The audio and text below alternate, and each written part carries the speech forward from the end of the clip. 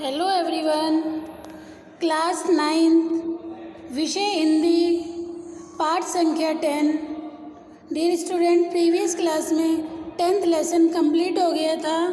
आज मैं आपको 10th लेसन के क्वेश्चन आंसर करा रही हूँ। ओके, क्वेश्चन नंबर फर्स्ट है, रस्सी यहाँ किसके लिए प्रयुक्त हुआ है और वह कैसी है। ठीक है, पाठ में रस्सी शब्द जीवन जीने के साधनों के लिए प्रयुक्त हुआ है। यह रस्सी कच्चे धागों से बनी है, अर्थात क्षणभंगुर है, जो कभी भी टूट सकती है। ठीक है, पाठ में रस्सी शब्द जीवन जीने के साधनों के लिए प्रयुक्त हुआ है। यह रस्सी कच्चे धागों से बनी है, अर्थात क्षणभंगुर है, जो कभी भी टूट सकती है। क्वेश्चन नंबर सेकंड, कवयित्री द्वारा मुक्ति के लिए किए जाने वाले प्रयास व्यर्थ क्यों हो रहे हैं। कवयित्री को ऐसा क्यों लगता है कि मुक्ति के लिए जो भी प्रयास किए जा रहे हैं वो व्यर्थ हैं। देखिए, कवयित्री का जीवन बीता जा रहा है, उम्र बढ़ती जा रही है और मृत्यु पास आ रही है, किंतु प्रभु से मिलना नहीं हो पा रहा। ठीक है, तो उसे लगता है कि उसकी सारी उपासना व्यर्थ हो रही है। ठीक है, उपासना का परिणाम नहीं निकल रहा, तो इसलिए कवयित्री को लगता है कि मुक्ति के लिए किए जाने वाले सारे प्रयास व्यर्थ हो रहे हैं। ठीक है, कवयित्री द्वारा मुक्ति के लिए किए जाने वाले प्रयास व्यर्थ क्यों हो रहे हैं, क्योंकि कवयित्री का जीवन बीता जा रहा है, उम्र बढ़ती जा रही है, मृत्यु पास आ रही है, किंतु प्रभु से मिलना नहीं हो पा रहा, तो उसे लगता है उसकी सारी उपासना व्यर्थ हुई जा रही है। थर्ड क्वेश्चन है, कवयित्री का घर जाने की चाह से क्या तात्पर्य है। पंक्तियाँ आई ना, इसमें जी में उठती रह हुक, घर जाने की चाह है घेरे। अब यहाँ घर जाने की चाह से क्या तात्पर्य है। ठीक है, तो देखिए, घर जाने की चाह का तात्पर्य है ईश्वर से मिलन की व्याकुलता। घर जाने की चाह ईश्वर से मिलन की व्याकुलता से तात्पर्य है। ओके, क्वेश्चन नंबर 4, भाव स्पष्ट कीजिए या आशय बताइए। जेब टटोली कोड़ी ना पाई। ठीक है, इसका क्या आशय है। जेब टटोली कोड़ी ना पाई। कवयित्री को अनुभव होता है कि वह जीवन भर हठ योग साधना करती रही, लेकिन कोई भी सफलता न मिली। ठीक है, उसके पास ऐसी कोई योग्यता नहीं जो उसे भवसागर से पार करा सके। जेब टटोली कोड़ी ना पाई, अर्थात कवयित्री को यह अनुभव होता रहा कि वो जीवन भर हठ योग साधना में लगी रही। ठीक है, कोई भी सफलता उसे नहीं मिली, ईश्वर से उसका मिलन नहीं हुआ, तो उसे ऐसा लगा कि उसके पास ऐसी कोई योग्यता नहीं है जो उसे भवसागर से पार करा सके। अर्थात जेब टटोली कोड़ी ना पाई, अर्थात जब हम किसी भी नाव में बैठकर नदी को पार करते हैं तो हम नाविक को कुछ उतराई देते हैं। ठीक है, देते हैं ना।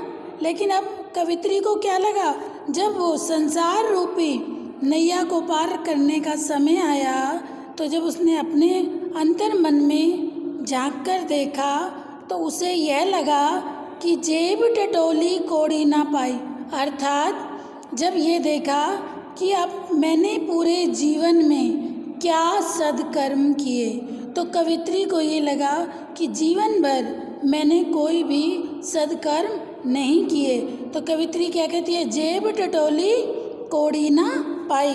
तो अपने अंदर जब झांक कर देखा तो ये महसूस किया कि मुझे कुछ भी नहीं मैंने पूरे जीवन किया। इसका ख्याल है खा खा कर कुछ पाएगा नहीं, ना खा कर बनेगा अहंकारी। देखिए कवियत्री ललचत क्या कह रही है, निरंतर भोगों में डूबे रहने वाले का जीवन व्यर्थ जाता है। खा खा कर कुछ पाएगा नहीं, अर्थात जो व्यक्ति निरंतर भोग विलासों में लिप्त रहता है, ठीक है, उसका जीवन व्यर्थ जाता है। ना खा कर बनेगा अहंकारी, ठीक है, उसे ईश्वर प्राप्त नहीं होता। और भोगों से दूर भागने वाला अर्थात त्यागी तपस्वी महात्मा घमंडी हो जाता है। ना खा कर बनेगा अहंकारी, अर्थात भोगों से दूर रहने वाला मनुष्य, ठीक है, जो भोगों से दूर रहता है वो क्या हो जाता है, अहंकारी हो जाता है। वह स्वयं को सबसे श्रेष्ठ मानने लगता है, उसके मन में अहंकार आ जाता है, ठीक है। खा खा कर कुछ पाएगा नहीं, अर्थात जब मनुष्य सांसारिक भोग विलासों में लिप्त रहता है तो वो ईश्वर को नहीं पा सकता, ठीक है।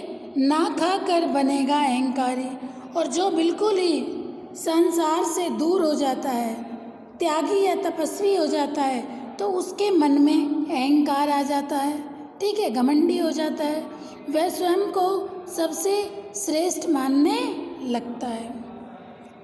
नेक्स्ट 5th क्वेश्चन है, बंद द्वार की सांकल खोलने के लिए ललचद ने क्या उपाय सुझाया है। बंद द्वार की सांकल खोलने के लिए ललचद ने, देखिए कवित्री जो है ललचद कहाँ की कवित्री है, ये कश्मीर की।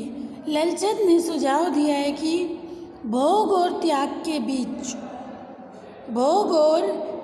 के बीच मनुष्य को संतुलन बनाए रखना चाहिए, ठीक है।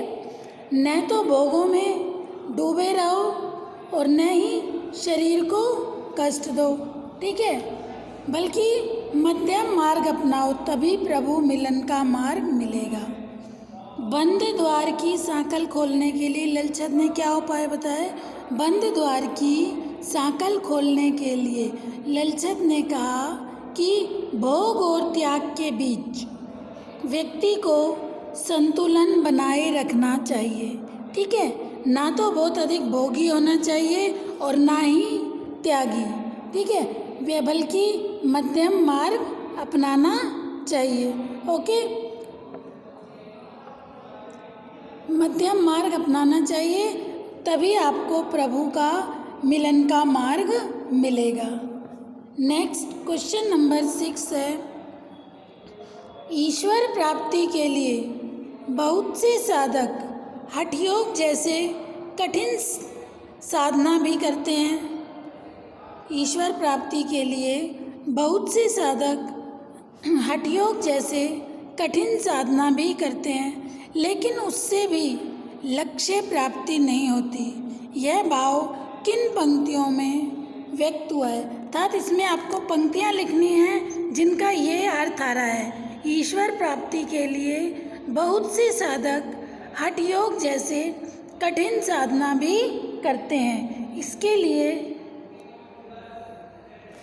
उससे भी लक्ष्य प्राप्ति नहीं होती। यह भाव किन पंक्तियों में व्यक्त हुआ है। देखिए, आई सीधी राह से गई न सीधी राह, सुषुम सेतु पर खड़ी थी, बीत गया दिन आहा, जेब टटोली कोड़ी ना पाई, मांझी को दूं क्या उतराई। ठीक है, हो गया। नेक्स्ट क्वेश्चन नंबर 7, ज्ञानी से कवित्री का क्या अभिप्राय है। ज्ञानी से कवित्री का अभिप्राय, जिसने स्वयं को पहचान लिया, जिसने स्वयं को पहचान लिया, अर्थात आत्मज्ञान से ही ईश्वर की प्राप्ति होती है। ज्ञानी से कवित्री का तात्पर्य है जिसने स्वयं को पहचान लिया, अर्थात आत्मज्ञान से ही ईश्वर की प्राप्ति होती है। ठीक है, ये 7th क्वेश्चन आपके कंप्लीट हो गए बेटा। इसके बाद क्वेश्चन नंबर एक्स्ट्रा क्वेश्चंस आ जाओ आप, कुछ एक्स्ट्रा क्वेश्चंस मैं आपको करा रही हूँ, ठीक है। इसकी PDF मैं आपको सेंड कर दूँगी। क्वेश्चन है, सम खा तभी होगा संभावी। ईश्वर प्राप्ति के लिए कवयित्री ने प्रस्तुत उक्ति के द्वारा कैसा जीवन बिताने का संदेश दिया है। सम खा तभी होगा संभावी। आगे के क्वेश्चंस में भी आया है, कवयित्री ने प्रस्तुत उक्ति के द्वारा भोग और योग के बीच संतुलन बनाकर अर्थात मध्यम मार्ग अपनाकर जीवन जीने का संदेश दिया है। कवयित्री ने कहा है, ना तो व्यक्ति को बहुत अधिक सांसारिक भोग विलासों में लिप्त होना चाहिए और ना ही संसार का त्याग करके तपस्वी बनना चाहिए, क्योंकि यदि मनुष्य सांसारिक सुखों के भोगों में लिप्त हो जाएगा तो वो स्वतः ही ईश्वर से दूर हो जाएगा, और अगर वो बिल्कुल ही त्यागी और तपस्वी हो जाएगा तो उसके अंदर अहंकार आ जाएगा कि मैं ही सबसे श्रेष्ठ हूँ, तो उसके मन में अपनी महानता का अहंकार उत्पन्न हो जाएगा, जिस कारण वह ईश्वर को कभी नहीं पा सकता। इसलिए कवयित्री ने कहा है कि भोग और योग के बीच सम खा तभी होगा संभावी। सम खा अर्थात भोग और योग के बीच संतुलन बनाकर रखना चाहिए। भोग और योग अर्थात सांसारिक भोग विलासों में लिप्त नहीं होना चाहिए, योग बिल्कुल त्यागी नहीं होना चाहिए, बल्कि मध्यम मार्ग को अपनाना चाहिए, ठीक है। भोग और योग के बीच कवयित्री ने कहा कि मध्यम मार्ग को अपनाना चाहिए। ओके, हो गया क्लियर। सम खा तभी होगा संभावी। ईश्वर प्राप्ति के लिए कवयित्री ने प्रस्तुत उक्ति के द्वारा कैसा जीवन बिताने का संदेश दिया है। योग और भोग के बीच संतुलन बनाकर रखने का, ठीक है। ना तो व्यक्ति को बहुत अधिक सांसारिक भोग विलासों में लिप्त होना चाहिए और ना ही सांसारिक विषय वासनाओं से बिल्कुल अलग त्यागी या तपस्वी भी नहीं होना चाहिए, क्योंकि व्यक्ति त्यागी और तपस्वी हो जाएगा तो भी उसके मन में अहंकार उत्पन्न हो जाएगा, ओके, और भोगों में लिप्त हो जाएगा तो वो ईश्वर से स्वतः ही दूर हो जाएगा। इसलिए कवयित्री ने कहा है, सम खा, भोग और योग के बीच संतुलन बनाकर चलना चाहिए। ये क्वेश्चन अगर आपको अच्छे से आ गया तो समझो आपको ये पूरा चैप्टर अच्छे से समझ आ गया। मांझी को दूं क्या उतराई, यह दुविधा कवयित्री के मन में कब और क्यों उत्पन्न हुई। ये जब PDF भेजूंगी उसमें क्वेश्चंस भी लिखे हुए होंगे बेटा। मांझी को दूं क्या उतराई, इंपॉर्टेंट क्वेश्चंस हैं ये। मांझी को दूं क्या उतराई, यह दुविधा कवयित्री के मन में कब और क्यों उत्पन्न हुई। यह दुविधा कवयित्री के मन में तब उत्पन्न हुई जब उसने कठोर योग साधना के बल पर, ठीक है, ईश्वर को प्राप्त करने का निश्चय किया। कठोर योग साधना के बल पर, ठीक है, बहुत अधिक भक्ति करने के बल पर ईश्वर को प्राप्त करने का निश्चय किया कि मुझे ईश्वर को पाना है। वह जीवन भर योग साधना के बल पर मुक्ति पा लेने के अहंकार में डूबी रही। उसे लग रहा था कि वो बहुत अधिक योग साधना कर रही है, वो जरूर मुक्ति प्राप्त कर लेगी, किंतु उसने प्रेम, भक्ति और समर्पण द्वारा ईश्वर कृपा पाने का प्रयास नहीं किया। योग साधना में लगी रही, किंतु उसने प्रेम, भक्ति और समर्पण द्वारा ईश्वर कृपा पाने का प्रयास नहीं किया और उद्धार का पात्र नहीं बन सकी, जिस कारण उसके सामने जेब खाली होने की दुविधा उपस्थित हो गई, ठीक है। ईश्वर मांझी को दूं क्या उतराई, यह दुविधा कवयित्री के मन में कब और क्यों उत्पन्न हुई। देखिए, कवयित्री बहुत अधिक कठोर योग साधना में लगी रही। क्यों? क्योंकि उसे ईश्वर को पाना था। लेकिन वो ईश्वर को नहीं पा सकी।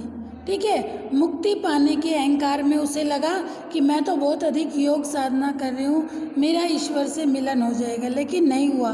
किंतु फिर उसे पता चला कि उसने प्रेम, भक्ति और समर्पण होना चाहिए।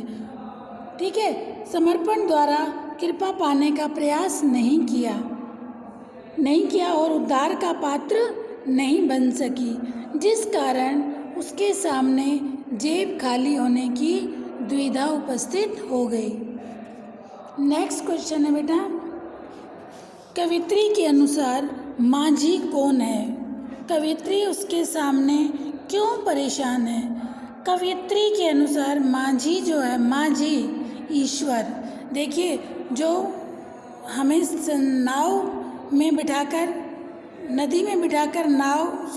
में बिठाकर जो हमें नदी पार कराता है उसे हम नाविक कहते हैं। ठीक है, माझी कहते हैं। अब यहाँ है माझी, यहाँ माझी से तात्पर्य है ईश्वर से, जो ईश्वर हमें संसार रूपी नैया से पार कराते हैं। वही इस संसार रूपी भवसागर को पार कराने वाला नाविक है।